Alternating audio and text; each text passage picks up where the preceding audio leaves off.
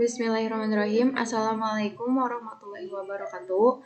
Pada pertemuan ke-6 ini dengan mata kuliah kewirausahaan itu akan menyampaikan materi tentang segmentasi, target, dan positioning atau segmenting, targeting, dan positioning atau biasanya kita singkat dengan STP. Nah, untuk materi kali ini akan disampaikan oleh saya sendiri yaitu Fitriani Solihat dan rekan saya Yuni Dede Purnama.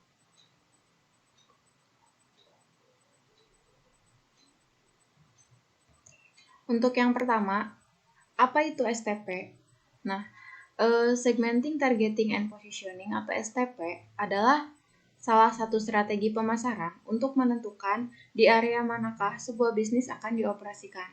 Sesuai namanya, strategi ini didasarkan oleh 3 langkah, yaitu mengidentifikasi segmen, menganalisis target pasar, serta menentukan posisi yang tepat untuk menjalankan bisnis.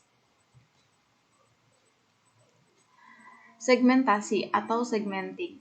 Nah, ini adalah suatu proses untuk mengkategorikan, mengklasifikasikan, menggolongkan semua target potensial produk yang akan dipasarkan.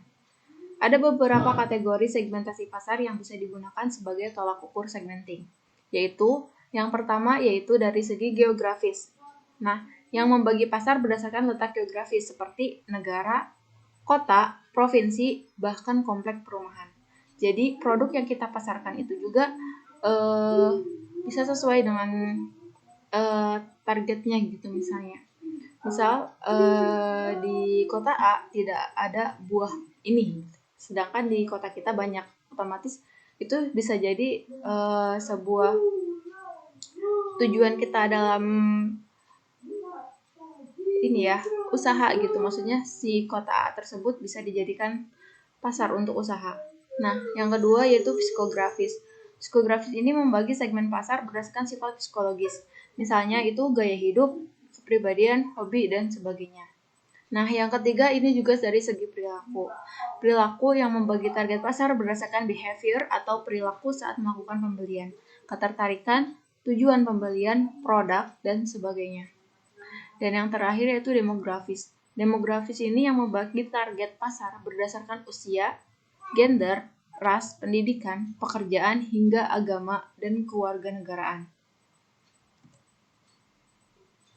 Selanjutnya target atau targeting. Nah, yaitu menetapkan target pasar yang ingin dicapai. Targeting dalam STP marketing juga bisa kita pertimbangkan dari beberapa faktor. Seperti yang pertama, profitabilitas. Profit atau keuntungan adalah faktor utama yang perlu kamu pertimbangkan ketika menentukan target pasar. Sebab kamu memerlukan profit untuk memastikan bisnismu tetap berjalan. Nah, jadi profit ini merupakan faktor utama karena kita usaha itu kan tujuannya yang pertama pasti untuk mendapatkan profit. Jadi profitabilitas ini menjadi faktor yang utama atau target yang utama. Nah, maka dari itu kita harus memastikan bahwa kita bisa menentukan segmentasi yang tepat agar target profit yang kamu incar ini bisa tercapai. Untuk yang kedua, yaitu pertumbuhan atau growth. Sebagai seorang pebisnis ataupun pemasar, kamu juga harus dapat memproyeksikan rencana sehingga beberapa periode ke depan. Jadi nggak cuma hari itu aja. Misalnya kita jualan, ya jualan nggak cuma hari itu aja kan. Pasti ke depannya gimana. Misalnya kita mengkreasikan menu, mengkreasikan varian rasa, sehingga ke depannya bisnis yang kita jalankan itu bisa semakin bertumbuh. Nah, maka dari itu perkirakan bagaimana hasil yang akan kalian dapatkan gitu setelah menjalani strategi STP. Tentukan langkah apa yang harus kita ambil untuk mencapai visi atau target ke depannya. Terus yang terakhir yaitu kemudahan akses. Nah, kita jangan lupa juga untuk mempertimbangkan bagaimana kita akan mempromosikan produk dan membuatnya mudah diakses oleh pembeli. Jadi kita nggak bisa cuma sekedar jualan aja, tapi gimana caranya produk yang kita tawarkan ini bisa menjangkau para pembeli gitu. Maksudnya mudah diakses untuk para pembeli. Misalnya mungkin kita bisa berjualan di media sosial, itu kan bisa memudahkan juga. Jadi kita harus memberikan kemudahan akses agar proses jual beli produk kita itu berjalan dengan lancar.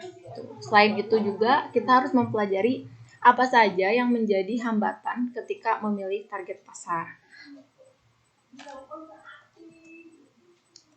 Nah, selanjutnya untuk pembahasan mengenai positioning dan contohnya itu akan disampaikan oleh rekan saya yaitu Yuni Dede Purnama. Untuk materi ini yang saya sampaikan cukup sekian. Mohon maaf apabila banyak kekurangan. Wassalamualaikum warahmatullahi wabarakatuh.